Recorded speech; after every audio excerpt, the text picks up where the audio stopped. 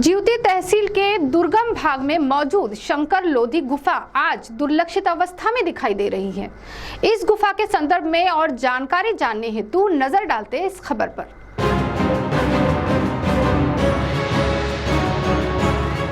चंद्रपुर जिले के अति दुर्गम भाग के रूप में मानिकगढ़ पहाड़ की पहचान है और पहाड़ पर स्थित ज्योति तहसील में तकरीबन 80 से 90 गांवों का समावेश है। मगर इस तहसील के कुछ गांवों के बारे में संभ्रम की स्थिति अभी भी कायम है। यह गांव महाराष्ट्र राज्य में आते हैं कि तेलंगाना राज्य में आते हैं। और ऐसे ही गाँव में से एक गाँव है शंकर लोधी, 30 घरों का एक छोटा सा गाँव। और शंकर लोधी गाँव को लगकर ही एक नैसर्गिक गुफा है। इतिहास तज्ञ अशोक सिंह ठाकुर तथा भूगोल विशेषज्ञ डॉक्टर योगेश्वर दूधपचारे के अनुसार इस गुफा का अभ्यास के दृष्टिकोण से अनन्य साधारण महत्व है। तो सुनिए इस संदर्भ में डॉक्टर योगेश दूधपचारे ने क्या जानकारी दी। चंद्रपूर जिल्ह्यामध्ये दक्षिणेला जीवतीचं पहाड जे आहे त्या पहाडात असलेली शंकर लोधी ही एक गुहा जी आहे कदाचित महाराष्ट्रातलं भौगोलिक चमत्कार ते आहे। साधारणतः आम्ही त्या गुफेमध्ये आम्ही जेव्हा गेलो 700 ते 800 मीटर आतमध्ये आम्ही त्या ठिकाणी गेलेलो आहे आणि प्रचंड मोठे गलियारे त्या संपूर्ण भागामध्ये आहेत। लाईमस्टोन आणि डोलोमाइटची दगडं जी असतात त्या दगडामध्ये पाण्याने आणि कार्बन डायऑक्साईडने आपले काम केलेलं आहे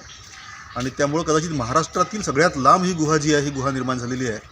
परंतु महाराष्ट्राच्या पर्यटन नकाशावर ही अजूनही आलेली नाही आहे। एवढं मोठं पोटेन्शियल जे आहे या संपूर्ण गुहेचं आहे की ही संपूर्ण गुहा आणि या परिसरातील बाकी संपूर्ण गोष्टी ज्या आहेत त्या समजा आपण विचारात जर घेतल्या तर पर्यटन जे आहे हे पर्यटन या क्षेत्रामध्ये खूप मोठ्या प्रमाणात वाढलं जाऊ शकतं आहे।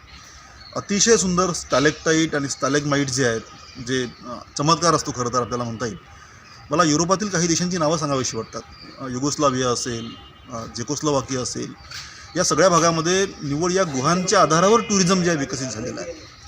भारतामध्ये पाहतो आपण की आपण मेघालयला जर गेलो तर आशियातील दुसऱ्या क्रमांकाच्या सगळ्यात लांब गुहा ह्या आमच्या मेघालयामध्ये आहेत आणि प्रचंड सुंदर असं टुरिझम जे आहे। जे लोक आज चेरापुंजीला जातात ते त्या ठिकाणी जातातच ही स्थिती आहे। चंद्रपूरला येणारा माणूस जो आहे हा वाघ पाहायला येतो आहे, ताळोबा या ठिकाणी आहे।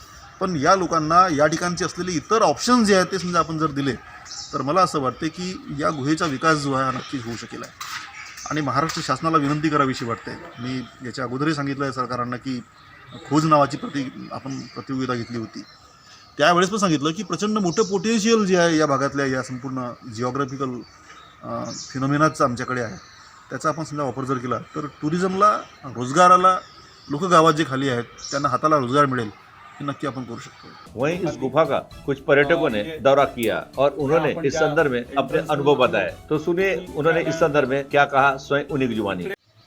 चंद्रपूर जिल्ह्याच्या जीवती तालुक्यात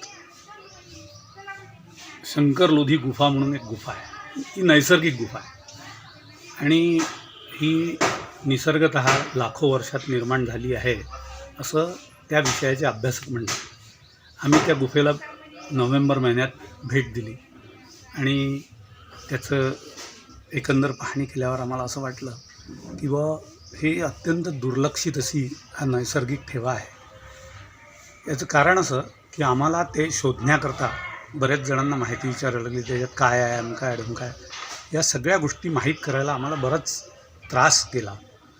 तरी आपल्या जिल्ह्यातले 2 अभ्यासक अशोक सिंग ठाकूर आणि डॉक्टर योगेश दूधपचारे यांनी दिलेल्या माहितीच्या अनुसार आम्ही त्या ठिकाणी पोहोचलो आणि ती गुफा आम्ही पाहिली।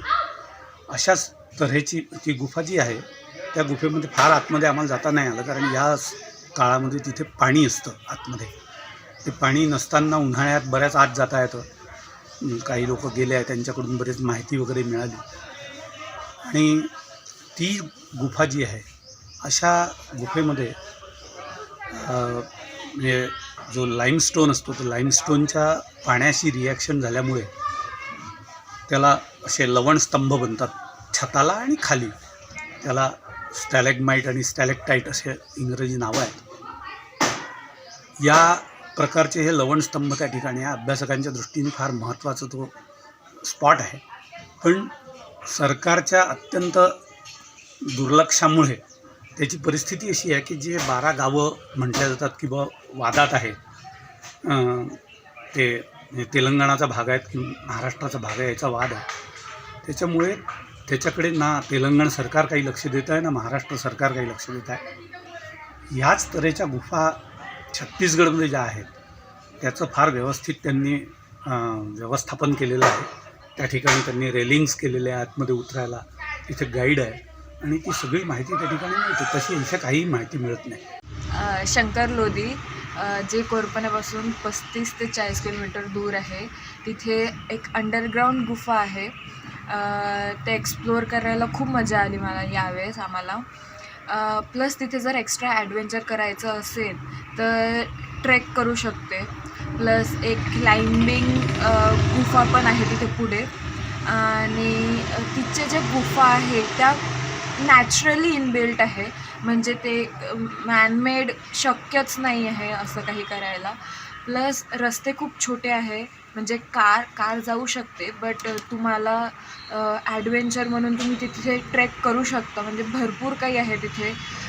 तिथे आदिवासी मंदिर चं हे आहे. प्लस तिथे ऑक्सिजन लेवल कमी होतं. म्हणजे आपण काहीतरी करायला जातो तर आतमध्ये गेल्यावरती लोक आंघोळ करून निघतात. पण आम्ही असं पावसाळा संपताना आम्ही गेलो तर पाणी खूप भरून होतं, त्यामुळे आम्हाला जाताही नाही आलं आतमध्ये. आणि तिथे खूप म्हणजे तिथे नॅचरली त्याला काय म्हणतात, काटे जे पावसामुळे जे केमिकल रिॲक्शनमुळे ते काटे तयार होतात ते सुद्धा बघण्यात आलं. म्हणजे असं आपण कुठे गेलो होतो तर ते पाहण्यात नसतं, फक्त टी व्हीतच पाहिलं होतं. तर ते बघण्यात आलं की ते कसे तयार होतात किंवा कसे दिसतात. प्लस तिथे खूप वेगळा एक वास असतो, ज्यामुळे खूप म्हणजे जे यंगस्टर्स असतात ज्यांना खूप म्हणजे ते मॅनेज करू शकतात, त्यामुळे तेच लोक आत जातात. नाही तर मग काही लोक फक्त त्यांचं एक नॅचरल ब्युटी पाहून ते लोक वापस येऊ शकतात.